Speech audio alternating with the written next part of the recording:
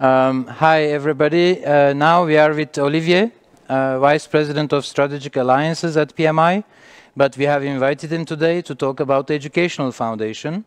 And because we have this conference about navigating the future of project economy, and basically we are now entering the community of change makers. I think Olivier has a very strategic and high-level view on this. And I also see it on the title, Digital Transformation. So Olivier, on to you. Please a few words about yourself. And we have from the PMI Bulgaria chapter, great thanks for PMI supporting us in the way that you do. Thank you so much. The floor is yours. Thank you for having me today with you. So a few words. I'm an old PMI fart, as said. I've been involved with PMI for the past 18 years or so. I have started being a volunteer at a chapter in France, and moved to Switzerland. I've been sitting on the board of the Switzerland chapter for 6 years. I've been the chapter president, and then I did a lot of global work at PMI, sitting on different committees, participating to few standards and other publications, running seminars, world sessions, and speaking at congresses and so on. So PMI, I'm a pure PMI product. And finally, when the opportunity has been given to me to join PMI in creating this position within my Department of Strategic Alliances, of course, I jumped on it without questioning anything. And I ended up being here to build that part of PMI, which is about building bridges throughout a spectrum of organizations, throughout the spectrum of change, and throughout the spectrum of what we call now rising leaders. So who are these rising leaders? Rising leaders are the incoming generations. The incoming generations for whom we have to build the foundation on which they will be able to construct their skills, their competences to face an everyday changing world. And the world is definitely changing faster than we would expect, in ways which we did not expect, and in ways that affect our everyday life, not only our working life, but everyday life, deeper than we would expect anyway. And many people are asking, when do we come back to this new normal? Actually, bad news, there is no comeback to a new normal. There is no new normal at all. I would like just to share with you this short introductory video here.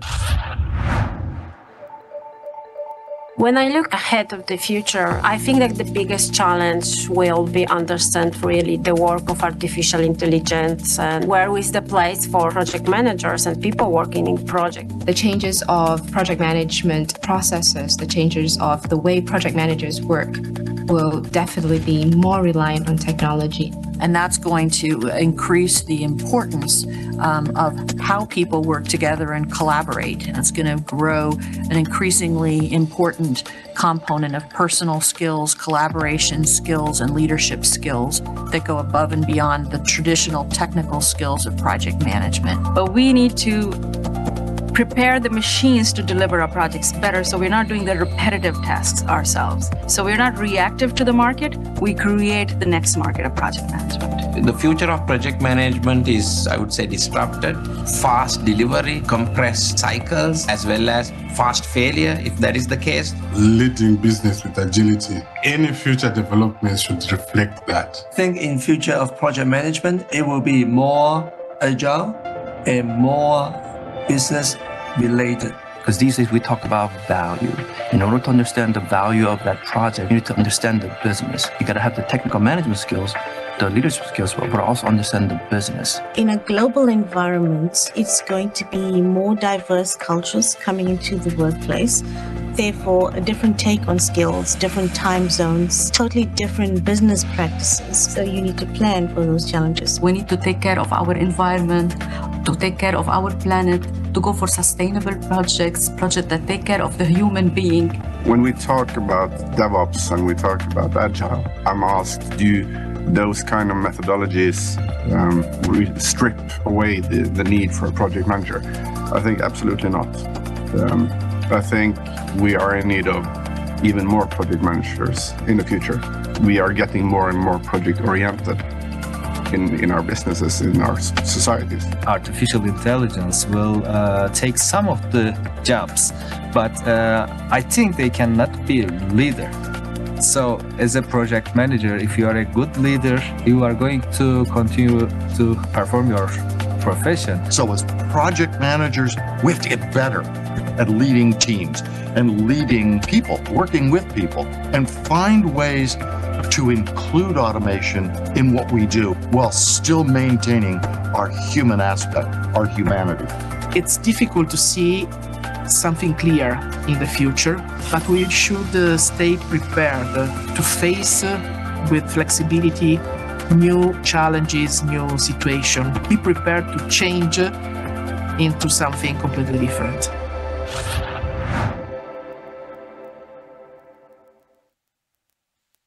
So something completely different indeed, absolutely.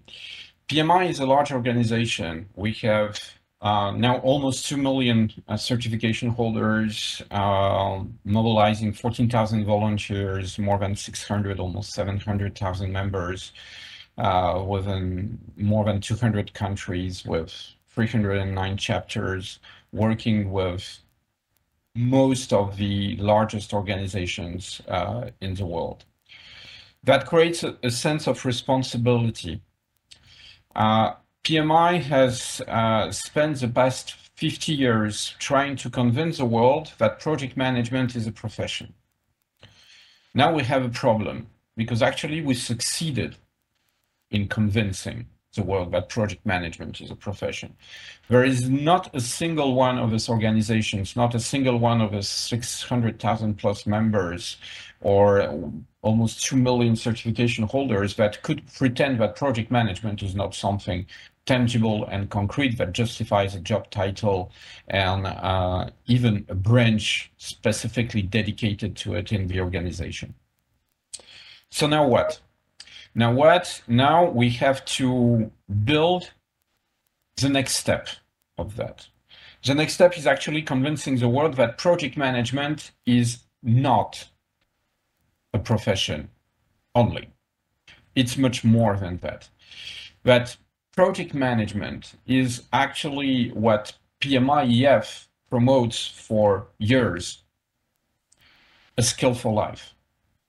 When you look at the talent triangle, the one we know because we all claim PDUs based on that, describing project management as a triangle between a technical project management, which is basically organizational skills, knowing how to do things, the leadership dimension, which is basically about knowing how to work with others, and the basis of the triangle, the strategic awareness, which is nothing else than being able to make decisions, knowing why we're doing things. If you name a cat, and if you look at what these dimensions of the talent triangle are in reality, these skills are useful, indispensable even for anything we do, anything. Anything you do, you need to know how to do it, you need to know how to work with other people, and you need to be able to make decisions around that. Anything. And whatever is your age, are you 5 years old or are you 75 years old? That doesn't make any difference. But one thing which is true is that these skills are evolving. In the video, people were mentioning the rise of the machines, that artificial intelligence and automation is taking a larger and larger place in our environment. That's true. Is it taking some jobs? Yes, it's taking some jobs, but it's creating new ones. So the way of doing things here has to integrate this automated piece, because more and more of these basic tasks are actually dedicated to machines. So what happens with this technical dimension? It shrinks.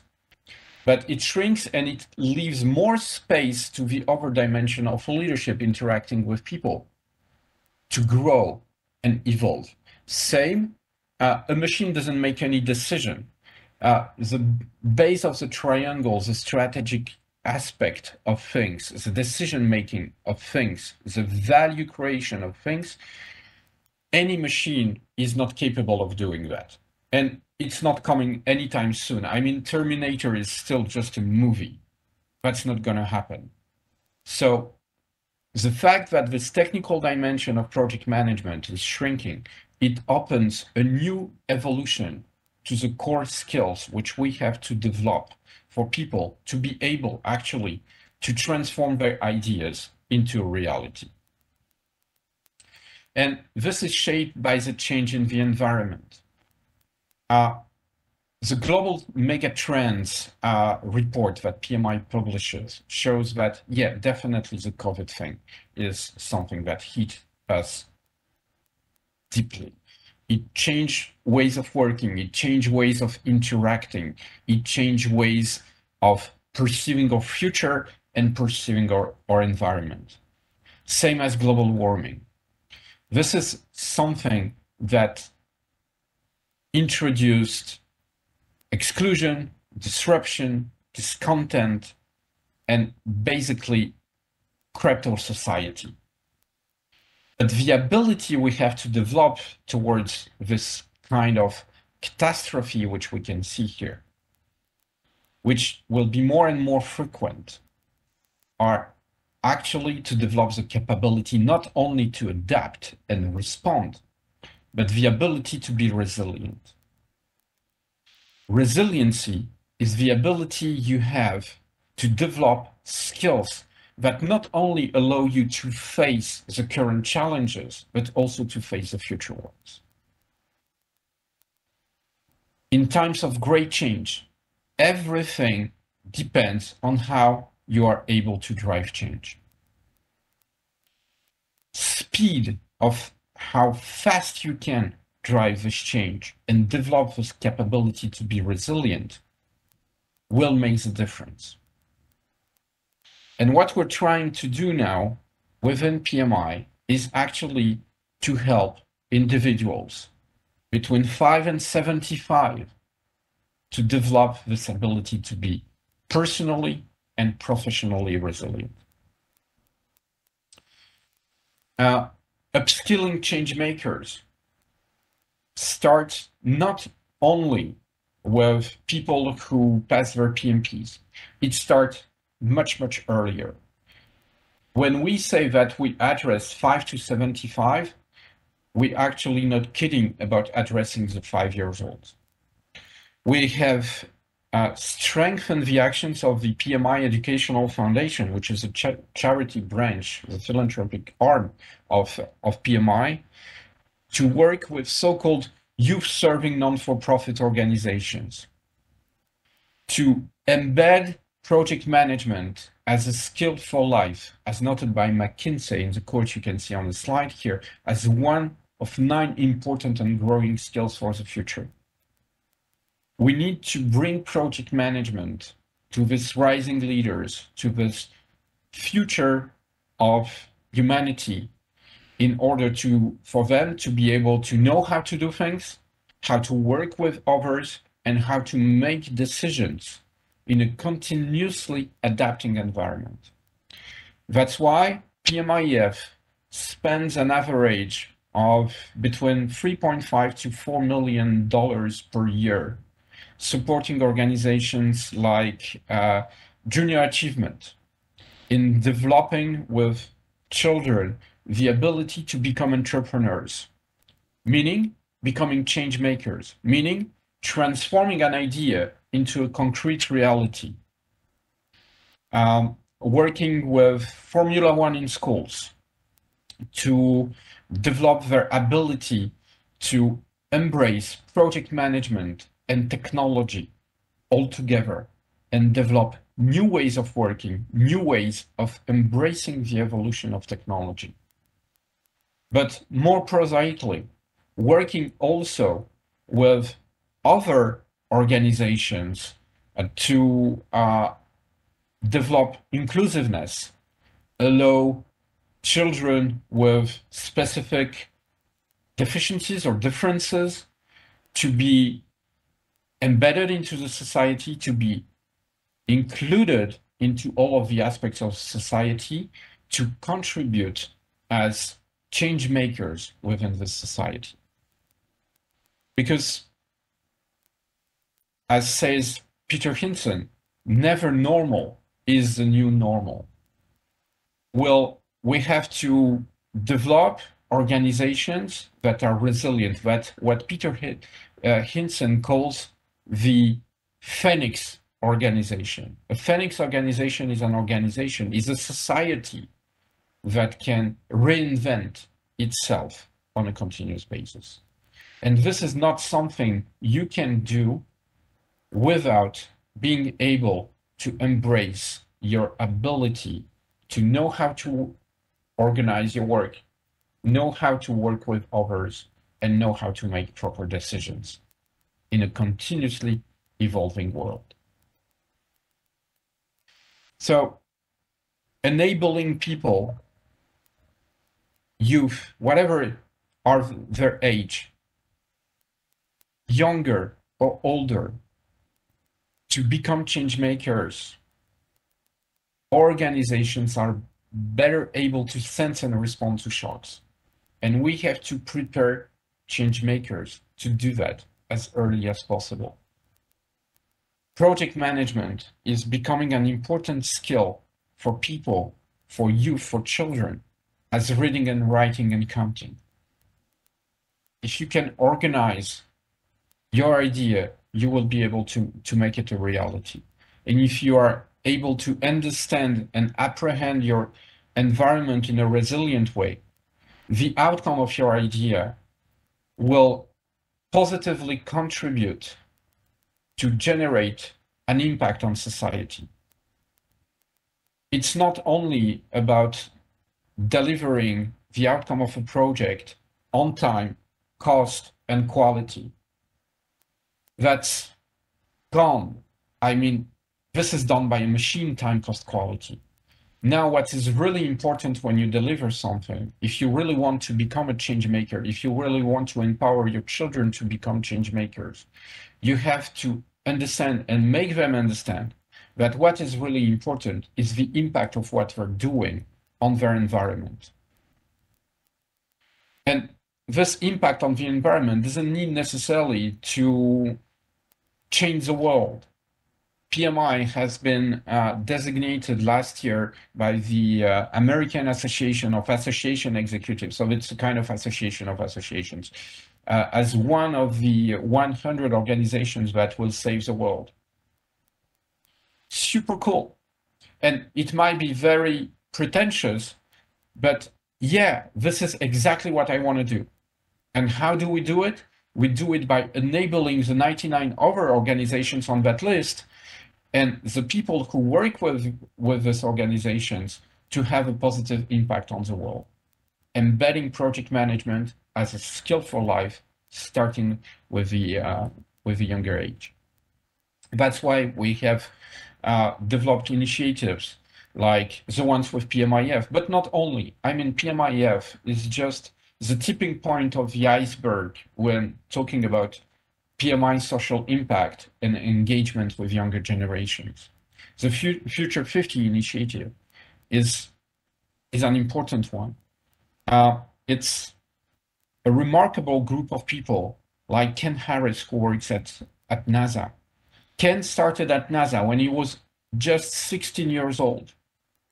He worked on weather satellite that predicts typhoons and hurricanes. He worked on telescope that can see back in time in the origins of the universe. And he knows the importance of failure because he has failed many times since he joined. And this is the kind of people who we want to clone, I would say, make as many 16 years old ready to be the future Ken Harrises in the world and having a positive impact. So these are the skills that people need to develop, because we need to adapt to career paths that yesterday were very linear. Today, they are networks, but tomorrow it will be something different.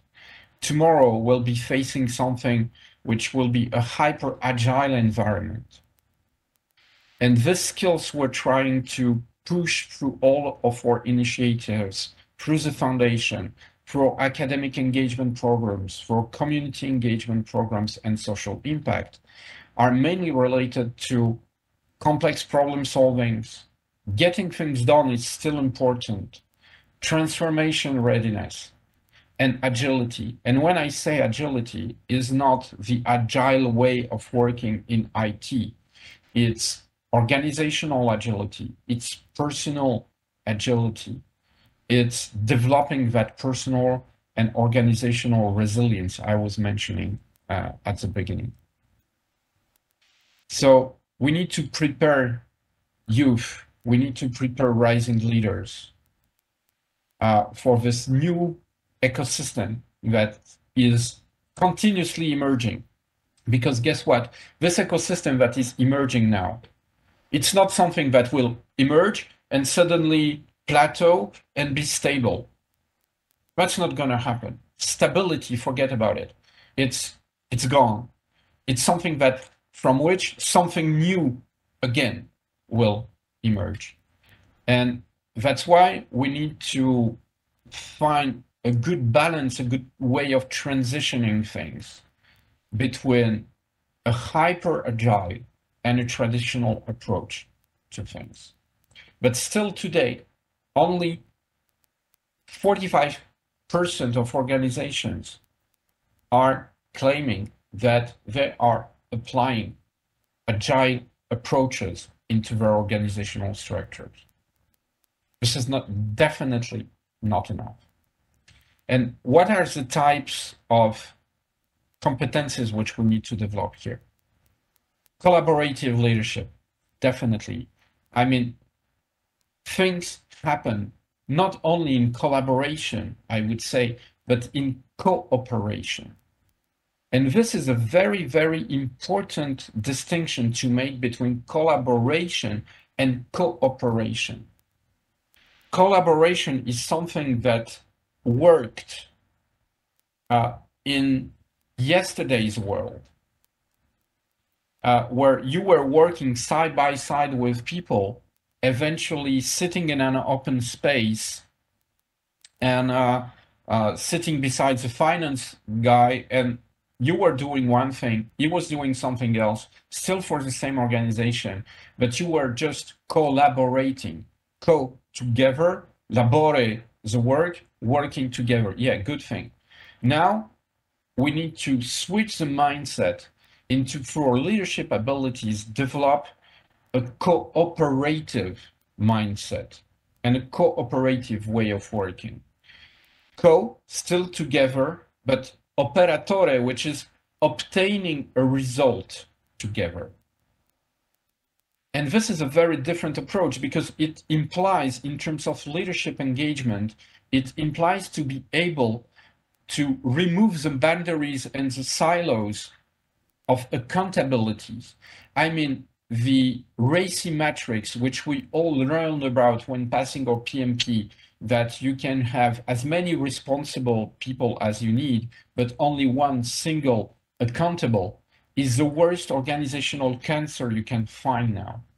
And breaking that mindset of single accountability is one of the core challenges we have to start now, even with the younger generations.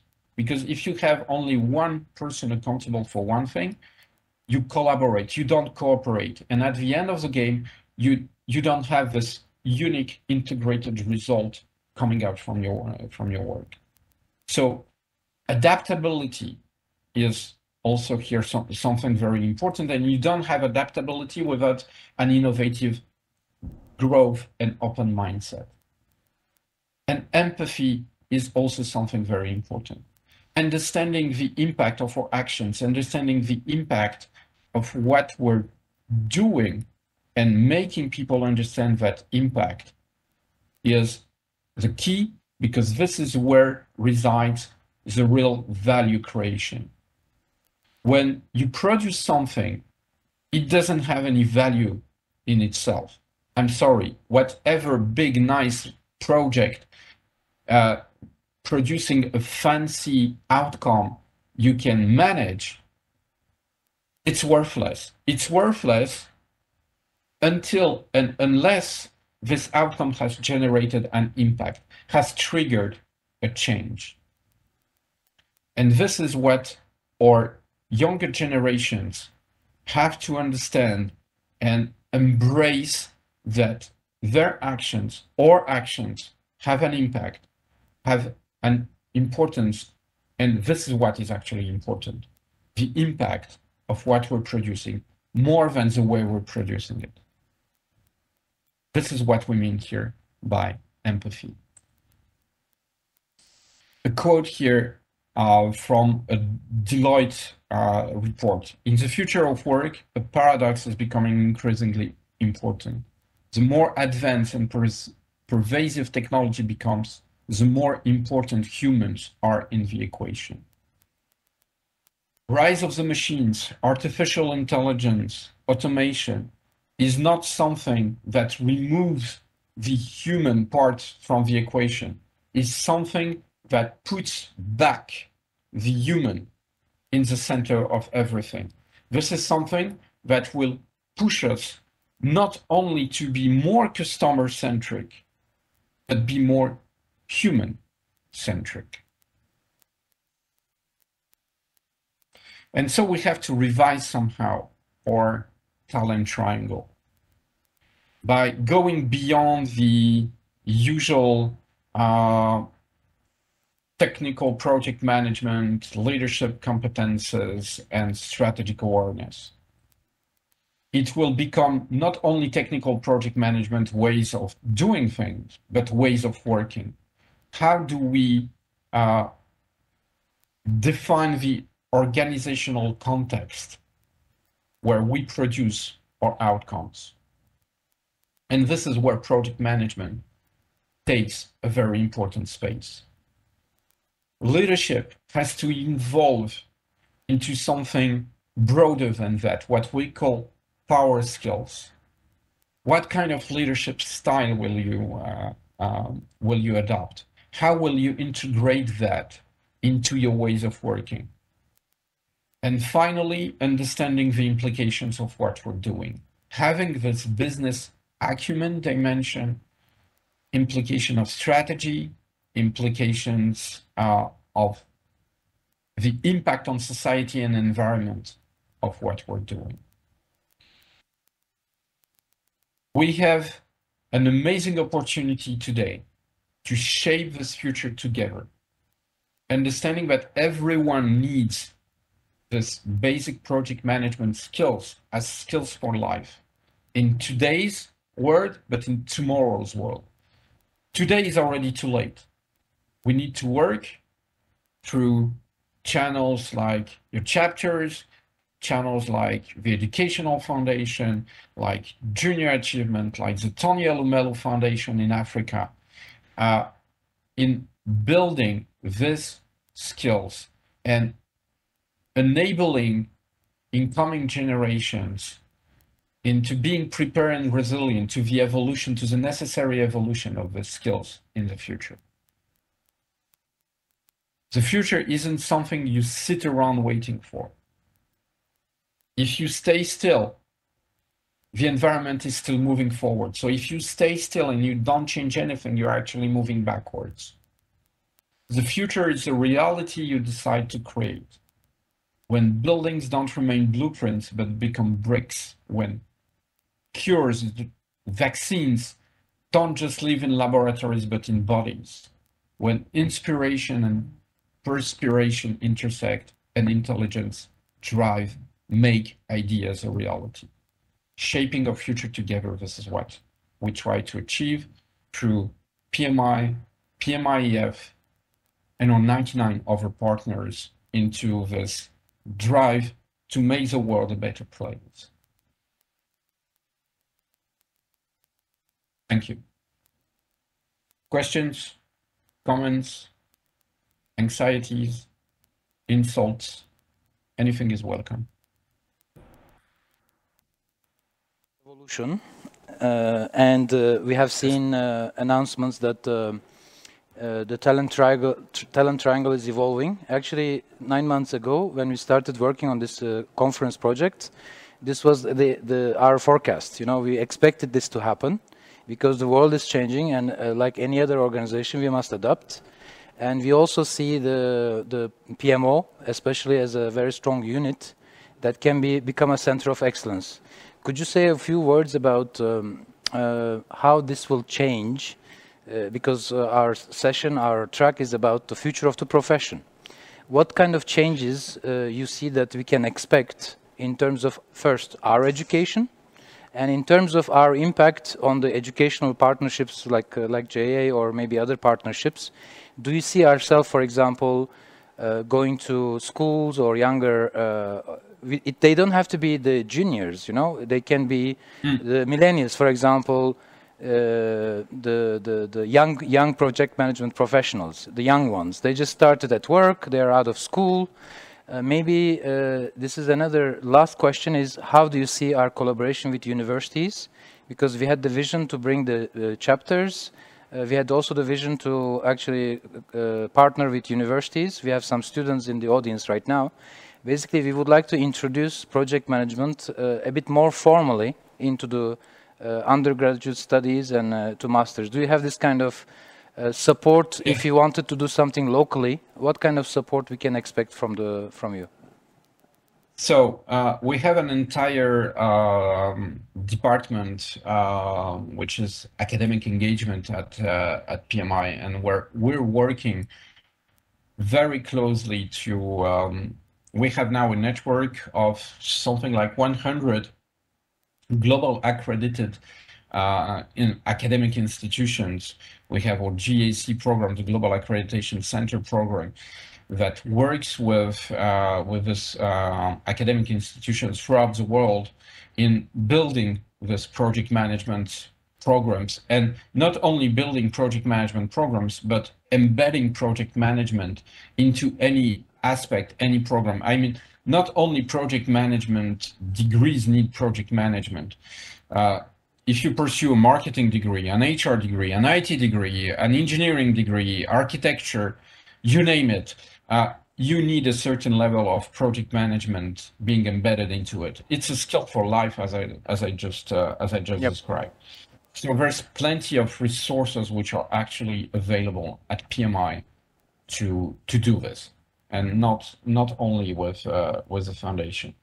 Now, where we will be facing in terms of future of our education, and this is already the case. I mean, education never stops. Education never stops. Look at the certifications at PMI. It's something which I know well because I have 8 of them, and each time when I passed one of the certifications, it was actually one milestone on a personal development journey. I passed my PMP when I was comfortable enough to claim that I knew something about project management, which I was able to apply.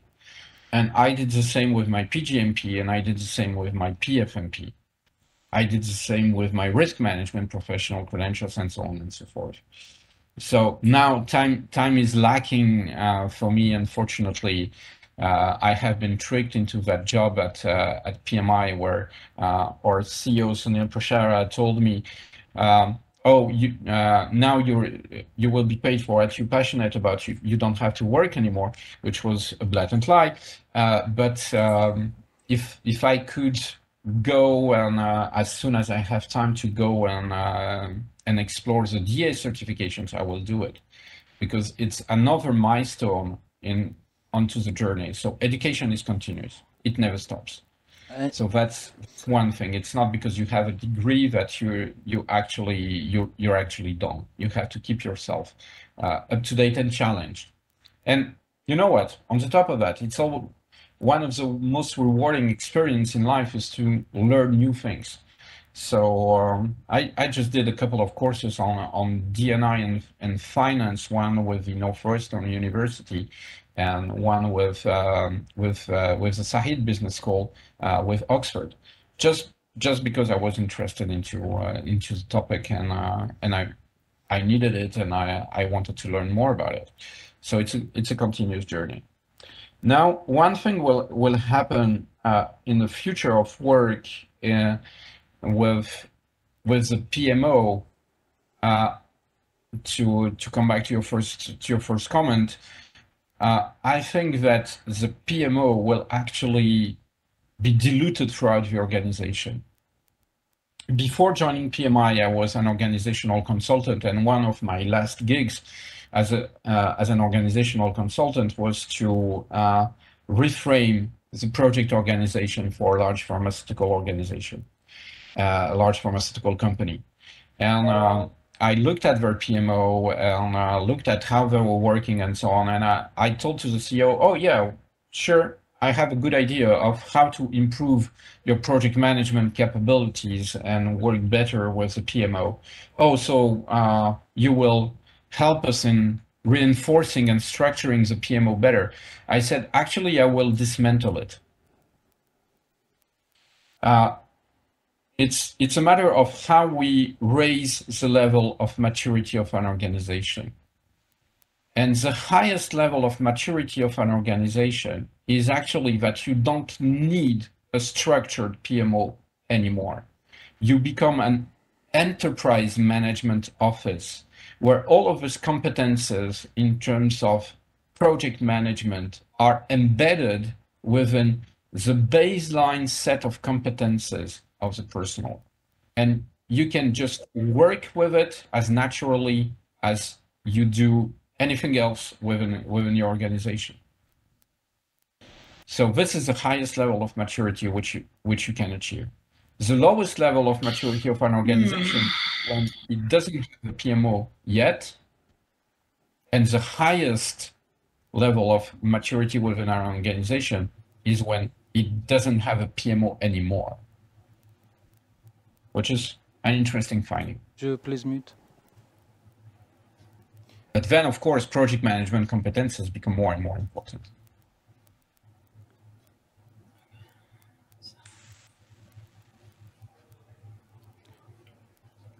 Naila, could you please mute? But I think I'm online, so I will go back to Olivier. Olivier, can you hear me? Yes, absolutely. Basically, I hear you, because this is a bit like saying there should be a management office inside the organization when management is everyone's job. But yes, today we had an earlier session on design and how the design thinking and design philosophy could change our profession. And reframe was actually was on one of the slides. So in a way, I also asked Mike Burrows in Deliberately Adaptive Organization how we can apply the principles of change management not to the strategic environment, but to the organization itself. So in that sense, we talked about learning. So I think educational foundation, I do not know if the foundation also covers the curriculum, and we talked about academic outreach, but I think the charity part of the foundation is separate from the actual PMO and the professional development. So would you say that I'm a big fan of low code, no code, and I'm actually on my citizen development career now. I'm going to more be active there and promote this. But I believe the partnership with universities, they can also have other potential benefits of tapping into some research. One of the things that we talked about with some of the other chapters was how do we know what we know about the profession? We need to conduct some surveys. And I think the best way to do this is maybe commission this to researchers and do it as a partnership with the universities rather than trying to do a volunteer activity. One of the things that I also would like to ask you, because educational foundation and everything else about PMI is, let's say, everything is volunteer driven. While certain functions I see more and more, we need a bit more of professional skills in marketing, in managing data, managing our systems. For the chapter organizations and even the parallel education activities that are local, for us to organize ourselves better, one of the observations that came out of my effort to talk to other chapters was, how can we collaborate better? How can, as a global organization with 300 chapters, can we actually create a marketplace? And this conference is a bit of a experimentation on this, and we wanted to be connected to other chapters, other universities, to PMI Global also, to you, so that we can define better ways of collaboration. In getting involved as a volunteer in the educational foundation, what can we do? What can you recommend us as a path of being active? Because there are a lot of project managers, after a certain maturity in their career, they are much more interested in giving back. Could you tell us a bit more about the giving back initiatives? So there's a lot here in your questions. So everything related to research, we have a research track. Of course, we have a sponsored research program that works with faculty and different universities to develop some part of this thought leadership. Market analysis and things like the pulse of the profession publications are actually done. It's not done by volunteers. It's a paid work, ongoing paid work, which is done with institutions like Boston Consulting, like Deloitte, like Pricewaterhouse, and so on, who take this research piece and they collect the data and consolidate us for us with and they work with our content and thought leadership department. In terms of chapters and integration with chapters all over, I mean, we have moved PMI into a regionalization model. So we have actually a legal PMI entity which is closer to the chapter than it was before, where we were having this GHQ in Philadelphia. Now we have 8 different regions with a regional managing director and regional chapter engagement teams that work closer and closer with the chapters. And we currently have an initiative to review and update the chapter engagement strategy. So you will be hearing about that soon. And definitely, COVID has hit the chapters in not only in their revenues and engagement, but in their ways of working and ways of defining and delivering their value proposition. So this is something we're taking now into account and currently working on it with some chapters also deeply involved into that in all of our regions. Now, in terms of engaging with the foundation, one very important thing to understand is that the foundation doesn't interact with faculty. The foundation has no connection with the formal educational system at all. We're working with youth serving non-for-profits, junior achievement, Formula One in school, discovery education, this type of organization, to support them in delivering their programs based on embedding project management skills for youth outside of the formal schooling system. So when we engage volunteers through PMIF, we actually engage volunteers with this youth serving non-for-profits. So there's a lot of opportunities which are available over time to help integrate and implement these programs with this youth serving non-for-profits. And each time we have something, it comes usually through the RMS. Now we have the academic engagement piece, which works more specifically with academia and formal educational system. But basically, the foundation addresses youth between 5 and 19, and the academic engagement piece takes 19 to up, because we all can be lifelong learners. But what is important is PMI is totally invested in developing life learning partnerships, and maybe even obviously our certification and other forms of learning shows that professional development depends a lot on supporting some kind of learning system, a curriculum. Obviously, certification in itself is an entire body. But earlier I had a question on how do you see this evolution, because we just saw 9 months ago, I read this report which was saying the triangle is not enough. There are other skills. This was a report from 2020. Now we are entering 2022. And as you said, COVID is not going away. Actually, it's not about COVID. It's about even the changing the how virtual we became. And it looks like companies are challenged, not challenged, but they have to accept the fact that office is not the only place to work. So this change, I think, a lot of, even in some global organizations, this can even change the concept of cost center, profit center, or even whether you should have a office at all. We also see that the digital nomads, they may also increase in number, much in larger numbers, and they may opt out of corporate way of working. So in that sense, I see just a small issue that we seem to have two lines of sponsoring for someone's education. Either it is your personal investment or it is your company doing that. And we see both cases. But imagine that even our understanding of learning may change. I work a lot with Salesforce, for example, which is another community. And what there I see is that there's an entire ecosystem for learning. Actually, learning doesn't even have to be institutionalized. It can be a community of learners. We can organize ourselves or learning sessions. So I was also looking for this kind of initiatives or ideas where we could democratize how learning and certification happens. We could give our members, our community, a little bit more free access to learning activities.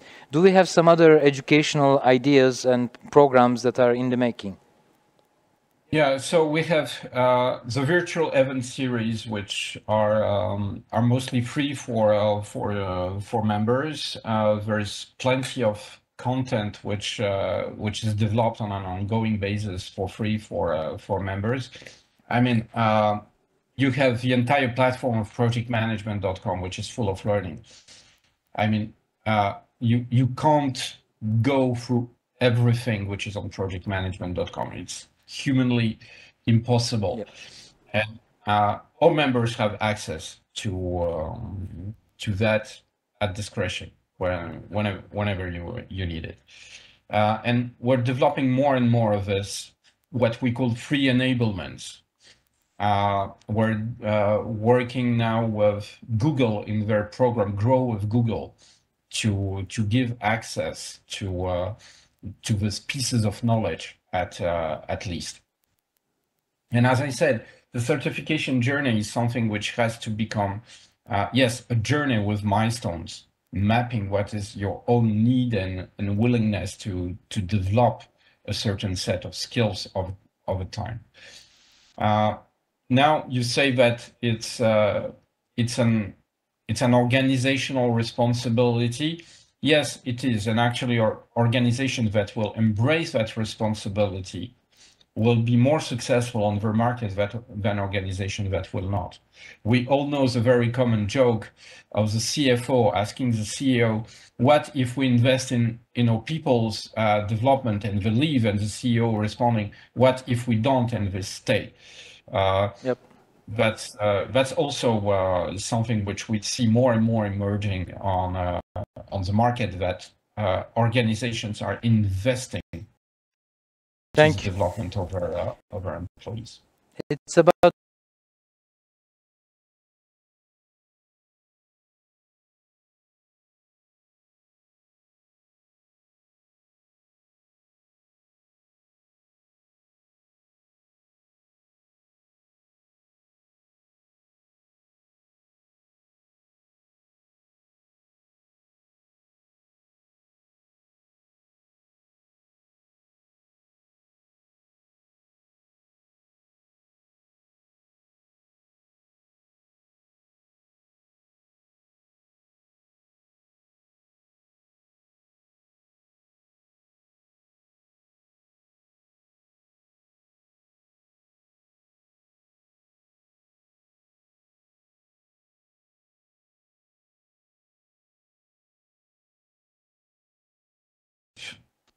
keep that in mind, that what is important is the impact next to you and the person sitting